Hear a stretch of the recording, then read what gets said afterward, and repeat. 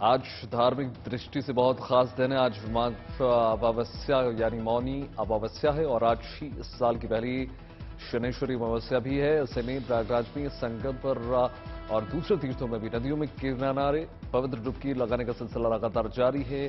ज्योतिषों का कहना है कि माघ महीने की अमावस्या का शनिवार को होना बहुत खास माना जाता है। इस शुभ संयोग में अमावस्या पर स्नान और दान का महत्व और भी ज्यादा बढ़ जाता है।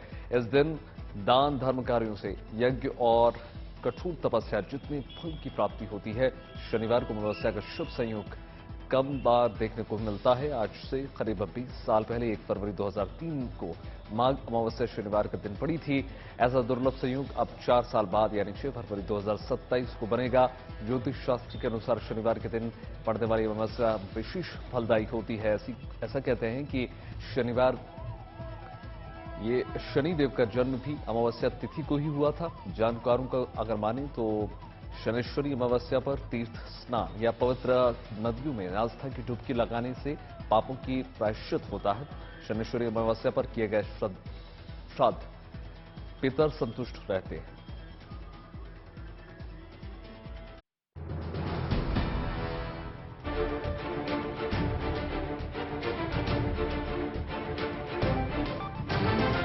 यूपी के प्रयागराज में चल रहे माघ मेले की सुरक्षा में लगी यूपी पुलिस इस बार हाईटेक तरीकों से निगरानी का काम कर रही है, जिसके लिए मेला क्षेत्र में तैनात पुलिस कर्मियों को अब बॉडी वॉर्न कैमरों से लैस किया गया है। जानकारी के मुताबिक हर शिफ्ट में 80 पुलिसकर्मी इन कैमरों का इस्तेमाल कर रहे हैं। इसके अलावा सीसीटीवी कैमरों और ड्रोन का भी इस्तेमाल लगातार किया जा रहा है। इनके जरिए तमाम संवेदनशील जगहों पर निगरानी की जा रही है ताकि संदिग्ध गतिविधियों को रोका जा सके।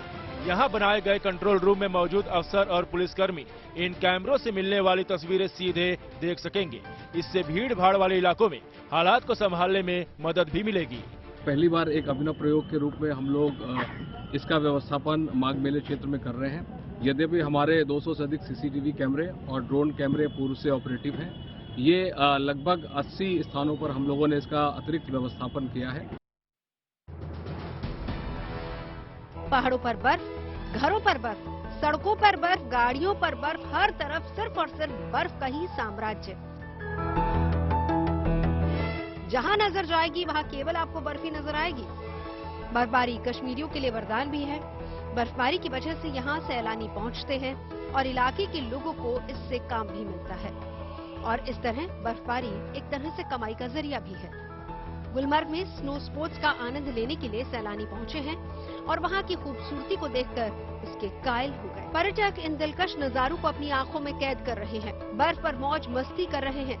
सबका बस यही कहना है कि धरती पर जन्नत तो यही है। केदार घाटी के पर्यटक स्थल चौपता में भी सीजन की पहली बर्फबारी हो चुकी है।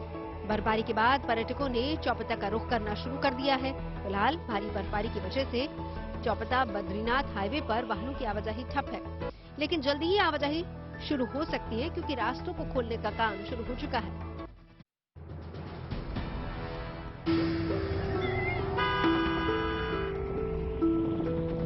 पहाड़ों पर बर्फ है, गाड़ियों पर बर्फ है, पेड़ों पर बर्फ, मकानों पर बर्फ, जहां नजरें जाएंगी केवल बर्फ ही बर्फ दिखेगी आपको।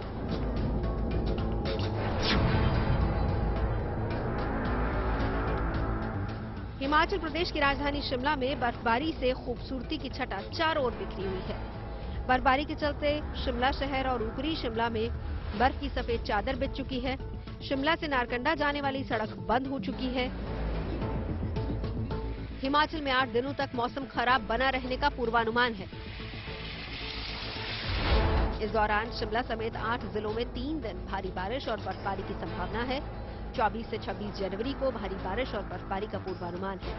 इस दौरान किन्नौर, लाहौल स्पीति, कुल्लू के साथ शिमला, चंबा, कांगड़ा, मंडी, सिरमौर जिले और आसपास के ऊंचाई वाले इलाकों में भारी बर्फबारी हो सकती है।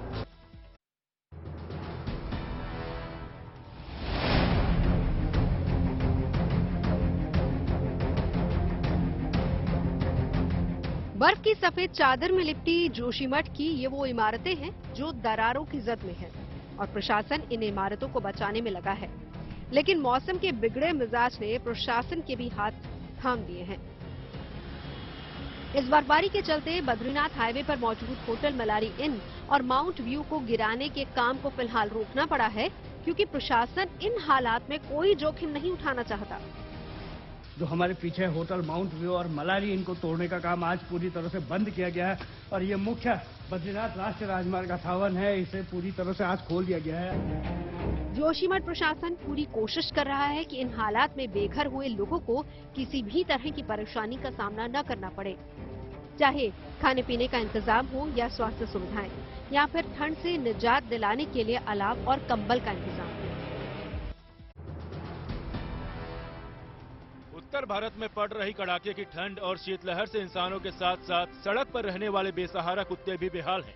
सर्द मौसम से जूझ रहे ऐसे स्ट्रीट डॉग्स के लिए अलीगढ़ में अनोखी पहल की गई है। यहाँ नगर निगम ने स्ट्रीट डॉग्स को शीतलहर से बचाने के लिए एक शेल्टर होम बनाया है और उसको नाम दिया है डॉग्स पैराडाइज। एक मुहिम शुरू की गई कि रात्रि में स्ट्रीट डॉग्स को एक विश्राम स्थल उपलब्ध कराया जाए, तो हमने डॉग्स पैराडाइज बनाया है।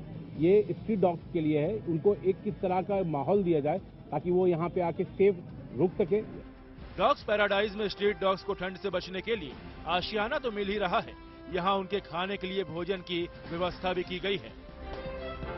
स्ट्रीट डॉग्स के रहने वाली जगह को बनाने में ड्रम, टायर जैसी चीजों का इस्तेमाल किया गया है। नगर निगम की इस पहल में शहर के 2 NGO भी सहयोग कर रहे हैं। नगर निगम के अधिकारी शहर के लोगों और सामाजिक संगठनों से स्ट्रीट डॉग्स को इस शेल्टर में पहुंचाने की अपील कर रहे हैं।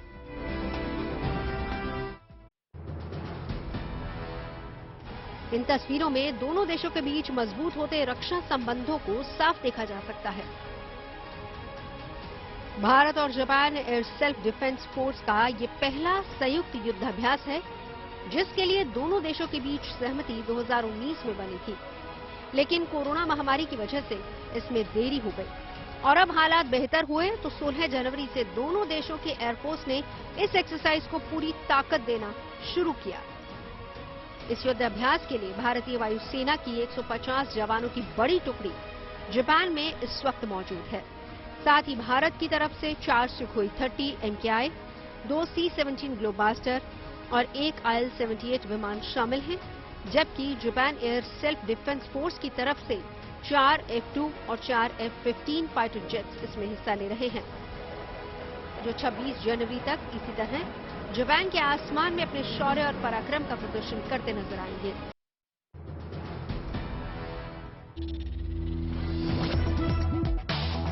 भारत और न्यूजीलैंड के बीच आज रायपुर में दूसरा एक दिवसीय मैच खेला जाएगा। दोपहर 1:30 बजे से खेले जाने वाले मुकाबले में भारतीय टीम की नजर सीरीज में अजय बढ़त लेने की होगी। भारतीय टीम सीरीज में 1-0 से आगे है और रायपुर में जीत के साथ ही टीम इंडिया एक और सीरीज पर कब्जा जमाने में कामयाब हो जाएगी। टीम इंडिया ने हैदराबाद में पहला वनडे जीता था, लेकिन टीम इंडिया 349 रन बनाने के बावजूद केवल 12 रनों से ये मुकाबला जीतने में सफल हो सकी थी। ऐसे में टीम इंडिया के गेंदबाजों को अपनी गेंदबाजी को और धार देने की कोशिश करनी पड़ेगी। हालांकि बल्लेबाजों के शानदार फॉर्म की वजह से टीम इंडिया के हौसले बुलंद हैं।